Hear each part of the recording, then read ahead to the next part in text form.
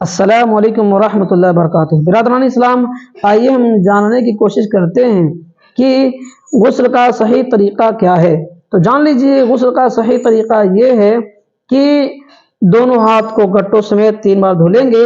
उसके बाद जिस्म पे जहाँ कहीं निजासत हो उसको दूर करेंगे। दूर करने के बाद जो है अच्छे से वज़ू करेंगे। अच्छे से वज़ू करने के बाद जो है सर से लेकर पाँव तक हर हिस्से पे अच्छे से पानी पहुंचा दे, बहा दें।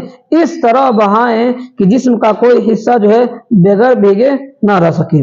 आइए जान लेते हैं कि गुस्ल में कितनी चीजें फर्ज हैं। गुस्ल में 3 चीजें फर्ज हैं। पहला कुल्ली करना। कुल्ली किस तरह करना है? कुल्ली इस तरह करना है कि मुंह के अंदर जितना भी जगह है हर जगह पे पानी पहुंच जाए। यहाँ की जो है यहाँ तक कि दांत के दरमियान जो फासला रहता है उस फासले तक भी पानी पहुंच जाना चाहिए। अगर गोश्त वगैरह फंसा हो या कोई चीज फंसी हो उसको जो है निकाल दें। निकालने के बाद फिर वहां पे पानी पहुंचाएं।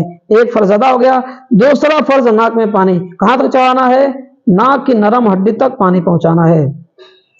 2 फर्ज अदा हो गया। तीसरा फर्ज ये है कि सर से लेकर पांव तक जिस्म के हर हिस्से पे पानी पहुंचाएं। इस तरह पहुंचाएं कि जिस्म का कोई हिस्सा जो है बगैर भीगे न रह सके।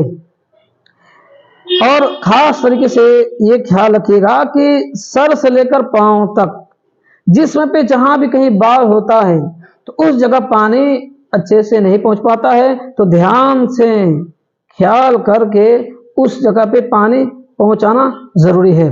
बाज़ लोग जो है गलती ये करते हैं कि नापाक कपड़े को पहन के नहा लेते हैं। ये सही नहीं है, बल्कि जो नापाक कपड़ा हो उसको पहले धुल दें, उसको पाक कर दें, फिर उसको पहन के गुस्ल करें।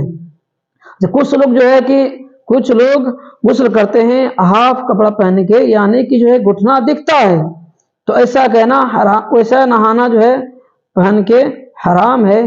क्योंकि उस वक्त हराम है जब किसी के सामने आप नहा रहे हो। हाफ कपड़ा पहन के किसी के सामने नहाएंगे तो हराम है। अगर गुस्ल खाने में बंद कमरे में आप नहा रहे हैं तो आप चाहे कपड़ा पहन के नहाएं चाहे नंगे नहाएं, कोई मसला नहीं है। हाँ, अगर नंगा नहाते हैं तो एहतियात करेंगे कि आपका चेहरा, आपका पीठ जो है पश्चिम की तरफ न हो।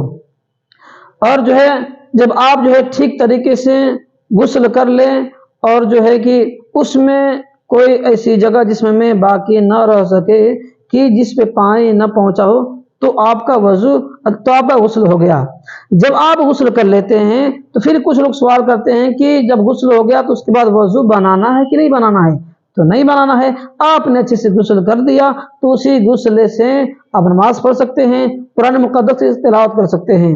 अलग से वजू बनाने की जरूरत नहीं है। आप नंगे नहाए हैं या कपड़ा पहन के नहाए हैं, बहरहाल हर हालत में आपने अच्छे से गुस्ल किया है तो आपका वजू हो जाएगा। लेकिन ख्याल रहे कि जिस्म का कोई हिस्सा जो है बगैर भीगे न रह सके। अगर रह जाएगा तो आपका गुस्ल नहीं होगा। जब गुस्ल ही नहीं होगा तो नमाज कहाँ से हो जाएगी? नमाज नहीं होगी।